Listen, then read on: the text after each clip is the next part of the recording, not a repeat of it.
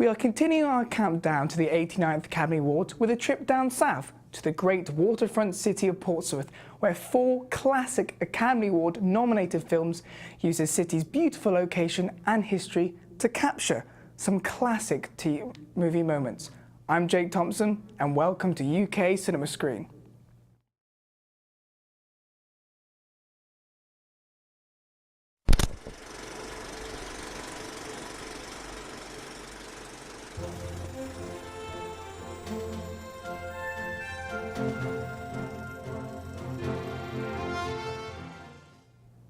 Hello and welcome back to UK Cinema Screen, the only show in Britain that gives you weekly insight into one of the world's most fascinating and diverse art forms, film. I'm your host Jake Thompson, and every week leading up to the 89th Academy Awards on the 26th of February, we've been visiting cities across the UK that have been used for the making of some of Hollywood's most acclaimed pictures as part of our special Oscars coverage. Now this week, we're in Portsmouth, a city famed for their proud naval and maritime heritage, and also for being the locations of 4 Academy Award nominated films. But first, we go to the beautiful South Parade Pier, where history was made. Here we are at the South Parade Pier. Constructed in 1878, it's a typical seaside pier with souvenir shops, ice cream parlours, indoor amusements and a children's fun fair. But with a very interesting past. The pier did not look like this 40 years ago. In 1974, the crew of the film Tommy accidentally changed the history of this pier forever. Needless to say, things heated up on the film's set. Tommy is a 1975 musical based on the British band The Who's album with the same name. Directed by Ken Russell, Tommy centers around Tommy, a young boy who witnesses his stepfather murder his father, and from the shock becomes deaf, dumb, and blind. As a teenager, he discovers that he's a master pinball player and consequently becomes the messiah of a religious cult. The film is filled with a star-studded ensemble cast, including the band members himself, Ann-Margret, Oliver Reed, Eric Clapton, Tina Turner, Elton John, Arthur Brown, and Jack Nicholson. Ann-Margret and Oliver Reed, who played Tommy's mother and stepfather respectively, had a scene in the Gaiety Show Bar where they were dancing, which was disguised in the movie as the ballroom of Bernie's holiday camp. Whilst filming this scene, a fire broke out and the crew had to quickly exit the pier. The crew, however, kept filming the fire whilst the fire services were working. This footage actually ended up being used in the film for the destruction to the Bernie's holiday camp. It cost £500,000 to rebuild it, and now the South Parade Pier is having another reopening, introducing a more modern style to this 19th century pier. South Parade Pier wasn't the only historical landmark in Portsmouth used in the filming for Tommy. The scene where Tommy battles musical legend Elton John was filmed in the King's Theatre, one of the most beautiful Edwardian playhouses in the country. The theatre has been open for over 100 years and has been used by some of the most brilliant performers, singers, bands, Broadway shows, plays and comics this century has ever seen. The St Andrew's Church, which was named the Church of Marilyn Monroe in the film, and Pound's Scrapyard were also used in the filming of Tommy, but none was more significant than the day of the South Parade Pier fire. Leading up to the 48th Academy Awards in 1976, Tommy had great award success. In 1975, the film won Rock Movie of the Year in the first Rock Music Awards. Ann-Margret won a Golden Globe, and the film was nominated for 2 other Golden Globes, including Best Picture Musical and Comedy and Best Acting Debut for the lead singer of the band, Roger Daltrey. On the 29th of March, Tommy was nominated for 2 Oscars, Best Actress in a Leading Role for Ann-Margret and Best Musical Original Song Score and /short adaptation for Pete Townsend.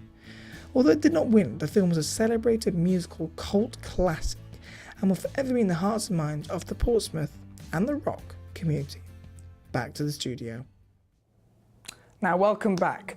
Tommy was famed for being filmed on a famous Portsmouth landmark that lay above the sea. But what about a movie filmed on a famous Portsmouth landmark that travelled across the sea? 1997 saw the first breakout role for a young Cate Blanchett. The would-be 2-time Oscar winner was cast in a movie alongside recently at the time nominated actor Ralph Fiennes in Oscar and Lucinda. In mid-1800s England, Oscar, a young Anglican priest, and Lucinda, a teenage Australian heiress, meet on a boat to Australia.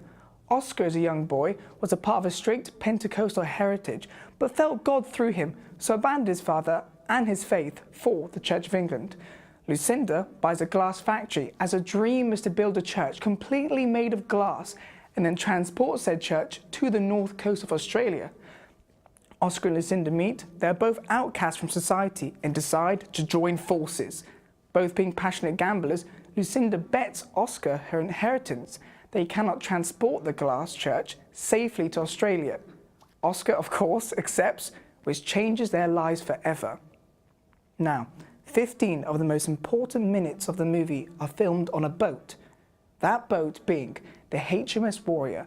Docked to the Portsmouth Historic Dockyard, the HMS Warrior acted as a backdrop to the film, providing the movie with a gorgeous interior and exterior that fitted beautifully with the time. The HMS Warrior was built for the Royal Navy between 1859 and 1861.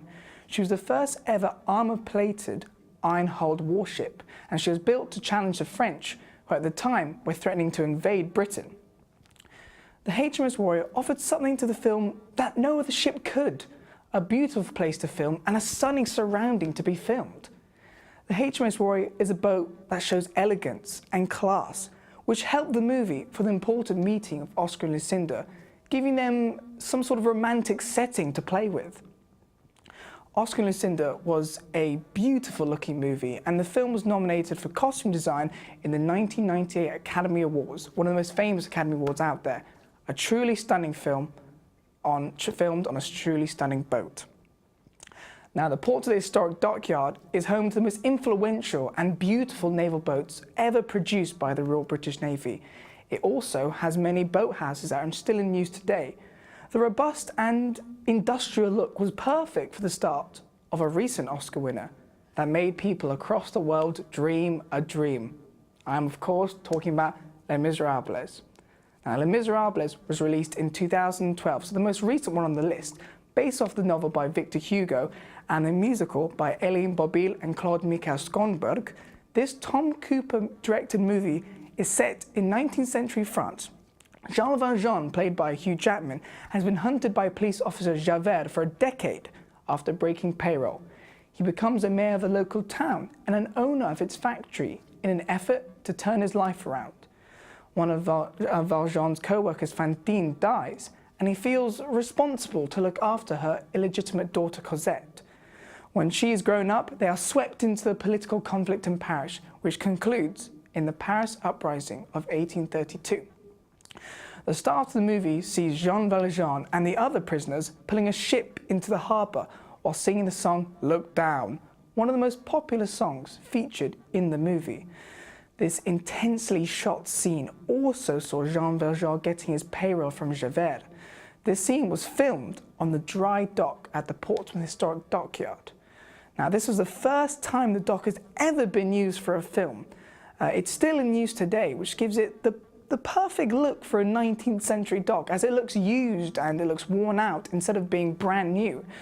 The dry dock was big enough to hold 160 extras, all costume and made up, to capture this epic scene.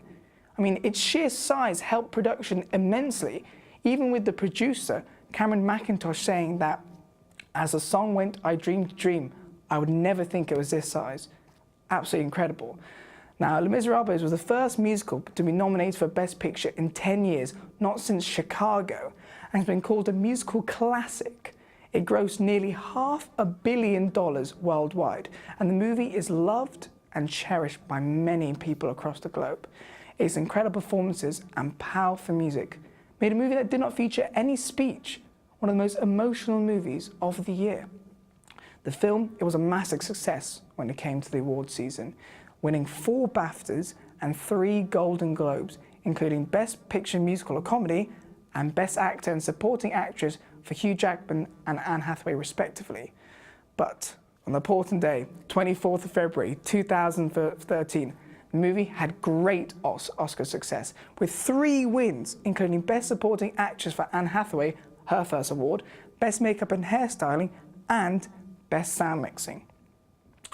Tommy, Oscar and Lucinda, and Les Miserables, 3 Oscar-nominated movies that benefited from shooting in this historical and beautiful waterfront city. Portsmouth helped each of these movies in different ways. It gave Tommy a whole city to play with, The movie wild with bizarre scenes and classic music, shot in a city with so much culture and intrigue, creating a world to match the crazy. Now, Oscar and Lucinda's most important scene, the meeting between Oscar and Lucinda, which changes both the characters' lives forever, was shot on the HMS Warrior, one of the most powerful ships built at the time. It added a sort of validity to the movie set and feel, providing elegance and a sense of awe. And finally, Les Miserables have one of the greatest starts to a musical ever with the song Look Down, a fierce and real song sung by prisoners who are working in the worst conditions, which is only aided by the use of the dry dock, a space which they transformed and they used brilliantly to capture the harshness of Jean Valjean's time as a prisoner. All these movies hugely benefited from their filming in Portsmouth, and I'm sure many other Oscar-nominated movies are going to use this historic city to film their masterpieces. Now, next week we go to Southampton, another Hampshire city filled with great movie moments. See you next week. Goodbye.